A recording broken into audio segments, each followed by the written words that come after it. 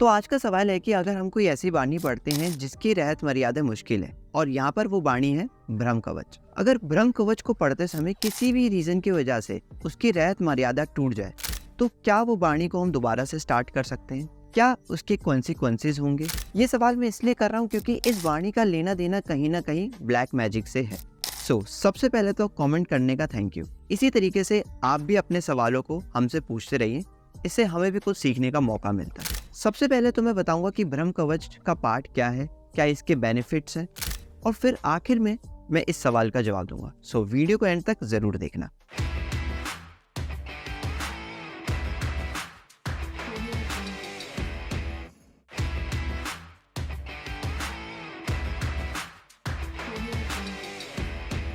Before get into it, इस बाणी की रचना गुरु हरगोबिंद साहिब जी ने करी थी। स्टार्टिंग में ये एक बोला था जिसको आज भी निहंग सिंह जी ओरल ट्रेडिशन के अंदर अपना इस्तेमाल करते हैं।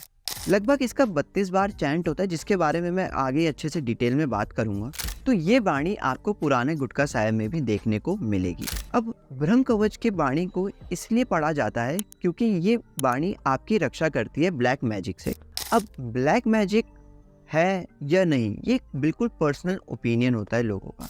कुछ लोग मानते हैं और कुछ लोग नहीं मानते। लेकिन अगर दशम ग्रंथ के अंदर ब्रह्म कवच की बाणी को ऐड किया गया है तो कहीं ना कहीं उस टाइम पर भी लोगों का विश्वास जरूर रहा होगा। इसी चीज को देखते हुए गुरु गोबिंद सिंह जी ने चंडी चरित्र के अंदर ब्रह्म कवच की बाणी को दर्ज किया है। लेकिन इस पाठ को पढ़ने से पहले जो बात हमें जाननी जरूरी है वो है इस पाठ की रहत मर्यादा।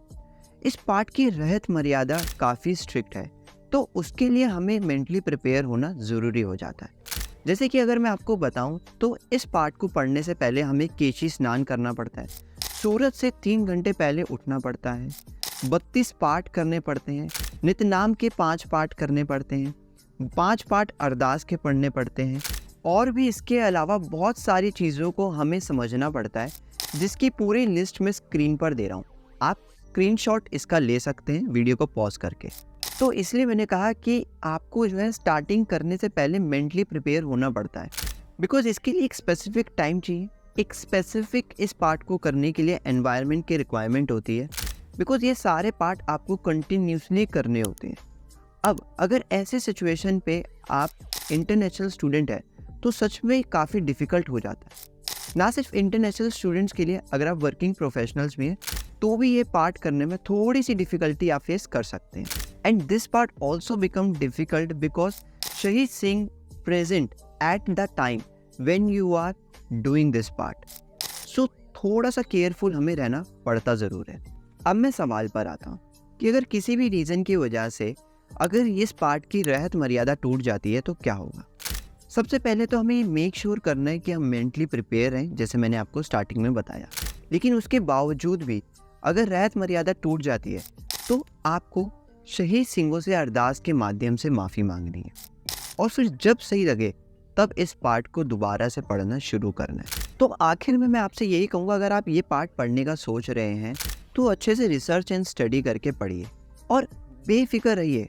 अगर किसी भी वजह से अगर रहत मर्यादा टूट जाती है तो आप सनातन धर्म की तरह सुपरस्टिशियस चीज़ों में ना पड़िए, माफ़ी मांगिए और फिर दोबारा से स्टार्ट करिए।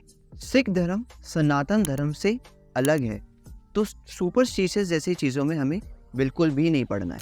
यही तो चीज़ गुरु नानक देव जी हमें सिखा रहे थे।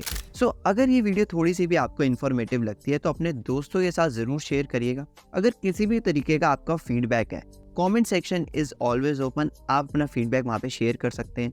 वीडियो पसंद आती है तो लाइक ज़रूर करिए। एंड फॉर मोर बानी like this, subscribe this channel now.